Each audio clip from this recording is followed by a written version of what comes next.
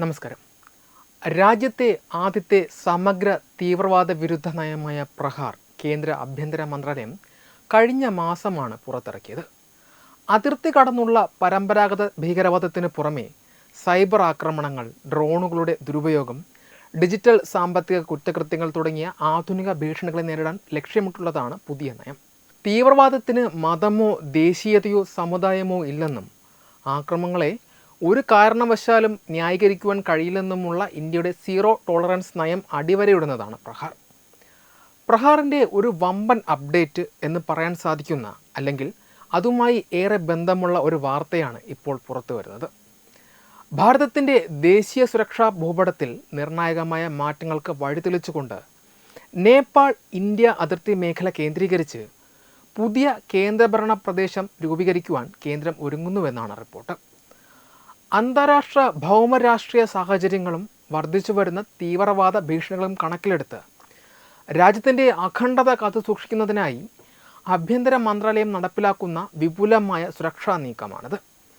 ബീഹാറിലെയും പശ്ചിമ ബംഗാളിലെയും തന്ത്രപ്രധാനമായ ചില ജില്ലകളെ കൂട്ടിയിണക്കി രൂപീകരിക്കുന്ന ഈ കേന്ദ്രഭരണ പ്രദേശം ഇന്ത്യയുടെ ദേശീയ ഭീകരവിരുദ്ധ തന്ത്രമായ പ്രഹാർ എന്ന പദ്ധതിയുടെ ചട്ടക്കൂടിനുള്ളിൽ നിന്നുകൊണ്ടാണ് വിഭാവനം ചെയ്തിരിക്കുന്നത്.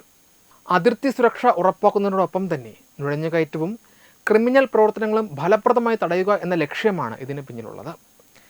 ബീഹാറിലെ അരാരിയ, പൂർണിയ, കിഷൻഗഞ്ച്, കതിഹാർ എന്നീ ജില്ലകളും പശ്ചിമ ബംഗാളിലെ മാൾഡ, ഉത്തർ ദിനാജ്പൂർ എന്നിവയുടെ ചില ഭാഗങ്ങളും ലയിപ്പിച്ചാണ് പുതിയ കേന്ദ്രഭരണ പ്രദേശം നിലവിൽ വരുന്നത്.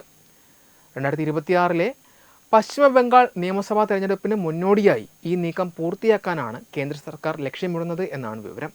വടക്ക് കിഴക്കൻ സംസ്ഥാനങ്ങളെ ഇന്ത്യയുടെ ബാക്കി ഭാഗങ്ങളുമായി ബന്ധിപ്പിക്കുന്ന ചിക്കൻ സ്നേക്ക് എന്നറിയപ്പെടുന്ന സിലിഗുരി ഇടനാഴിക്ക് തൊട്ടടുത്താണ് ഈ പ്രദേശം സ്ഥിതി ചെയ്യുന്നത് എന്നത് ഇതിൻ്റെ തന്ത്രപരമായ പ്രാധാന്യം വർദ്ധിപ്പിക്കുന്നു. ദേശീയ സുരക്ഷയുടെ കാര്യത്തിൽ ഈ മേഖല അതീവ സെൻസിറ്റീവ് ആണെന്നും ചൈന ഉൾപ്പെടെയുള്ള അയൽ രാജ്യങ്ങളുടെ വർദ്ധിച്ചു വരുന്ന സ്വാധീനം ചെറുക്കുവാൻ കേന്ദ്രത്തിൻ്റെ നേരിട്ടുള്ള നിയന്ത്രണം അനിവാര്യമാണെന്നും കേന്ദ്ര ആഭ്യന്തരമന്ത്രി അമിത്ഷാ വ്യക്തമാക്കിയിട്ടുണ്ട്. അതിർത്തികളിലെ ജനസംഖ്യാപരമായ മാറ്റങ്ങളും വിദേശ ഇടപെടലുകളും നിരീക്ഷിക്കും. നേപ്പാളിലെ പാഴ്സ, ബാരോ തുടങ്ങിയ അതിർത്തി ജില്ലകളിൽ പുതിയ കുടിയേറ്റ കേന്ദ്രങ്ങളും ആരാധനാലയങ്ങളും അതിവേഗം വർദ്ധിക്കുന്നതായും റൗത്തഹൌട്ട് പോലെയുള്ള മേഖലകളിൽ ചൈനീസ് പ്രവർത്തനങ്ങൾ സജീവമാകുന്നതായും രഹസ്യാന്വേഷണ റിപ്പോർട്ടുകൾ സൂചിപ്പിക്കുന്നു. ഈ പശ്ചാത്തലത്തിൽ അതിർത്തി കടന്നുള്ള നുഴഞ്ഞുകയറ്റം കണ്ടെത്താനും തടയാനുമായി ഒരു ഹൈ ലെവൽ ഡെമോഗ്രാഫിക് മിഷൻ ആരംഭിക്കുമെന്ന് പ്രധാനമന്ത്രി നരേന്ദ്രമോദി പ്രഖ്യാപിച്ചിരുന്നു. കേന്ദ്രഭരണ പ്രദേശമാക്കുന്നതോടെ സുരക്ഷാ ഏജൻസികൾക്ക് കൂടുതൽ സ്വതന്ത്രമായും ഏകോപിതമായും പ്രവർത്തിക്കുവാൻ ആധുനിക നിരീക്ഷണ സംവിധാനങ്ങൾ അതിർത്തിയിൽ ഒരുക്കുവാനും സാധിക്കും. വളർന്നുവരുന്ന അന്താരാഷ്ട്ര ഭൗമരാഷ്ട്രീയ സാഹചര്യങ്ങളും ഭീകരവാദ ഭീഷണികളും കണക്കിലെടുക്കുമ്പോൾ ഇത്തരമൊരു സുരക്ഷാ കവചം അനിവാര്യമാണെന്നാണ് വിദേശകാര്യ വിദഗ്ധരുടെ പക്ഷം. ലാൻഡ് പോർട്ട് അതോറിറ്റിയുടെ മേൽനോട്ടത്തിൽ അതിർത്തി കവാടങ്ങളിലെ പരിശോധന കർശനമാക്കുന്നതും പ്രാദേശികമായ സുരക്ഷാ പട്രോളിംഗ് വർദ്ധിപ്പിക്കുന്നതും ഇതിൻ്റെ ഭാഗമായി നടപ്പിലാക്കും. ചുരുക്കത്തിൽ ഭാരതത്തിൻ്റെ ആഭ്യന്തര സുരക്ഷാ നയത്തിലെ ഒരു സുപ്രധാന നാഴികക്കല്ലായി ഈ നിർദ്ദിഷ്ട കേന്ദ്രഭരണ പ്രദേശം മാറാൻ സാധ്യതയുണ്ട്.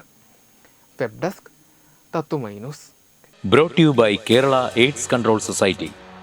HIV എയ്ഡ്സ് സംബന്ധമായ സംശയങ്ങൾക്ക് 1097 എന്ന 24 മണിക്കൂറും പ്രവർത്തിക്കുന്ന ടോൾ ഫ്രീ നമ്പറിലേക്ക് വിളിക്കുക. വാട്സാപ്പിലും ഫേസ്ബുക്കിലും ഒക്കെ സ്റ്റാറ്റസ് അപ്ഡേറ്റ് ചെയ്യാറുണ്ടല്ലോ. HIV സ്റ്റാറ്റസോ HIV പിടിപെടാനുള്ള സാഹചര്യങ്ങളിൽ കൂടി അറിഞ്ഞോ അറിയാതെയോ കടന്നു പോയിട്ടുണ്ടാവാം. എന്ത് തന്നെയായാലും മുൻകൂട്ടി പരിശോധിച്ച് HIV സ്റ്റാറ്റസ് അറിയൂ. സൗജന്യ HIV പരിശോധനയും കൗൺസിലിങ്ങും ആരോഗ്യ കേന്ദ്രങ്ങളിൽ പ്രവർത്തിക്കുന്ന ICTC അഥവാ ജ്യോതിസ് കേന്ദ്രങ്ങളെ സമീപിക്കുക. നിങ്ങളുടെ സ്റ്റാറ്റസ് എന്തായാലും വിവരങ്ങൾ രഹസ്യമായി സൂക്ഷിക്കുന്നതായിരിക്കും.